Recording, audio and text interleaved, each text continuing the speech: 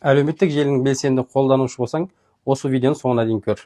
Қазіргі таңда өкінішке орай, Instagram, TikTok, Facebook әлеуметтік желілерінде ең көп негатив білдіретін тақырыптардың бірі дін болып отыр. Ал енді бұл бойынша Қазақстан Республикасының Қылмыстық кодексінің 174 бабында нақты көрсетілген. Ал енді бұл бапта діни алауыздықты қоздыру бойынша, яғни кез келген бір адам әлеуметтік желіде бір пост көрсе, ол посттың астына өзінің комментариясын, яғни пікірін қалдырған кезде жазған пікіріне, әр айтқан сөзіне өте қатты мән беру қажет. Өйткені бұл бапты орындамау қылмыстық жауапкершілікке алып келеді.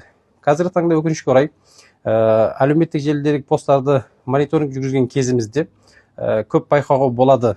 Мысалы, кез келген бір дін өкілінің өзінің діни ғибадаттарын орындау барысында олардың посттарының астына оларды әртүрлі тақырыптарда әртүрлі сөздермен келемеждеп балағаттап жатқандар да бар.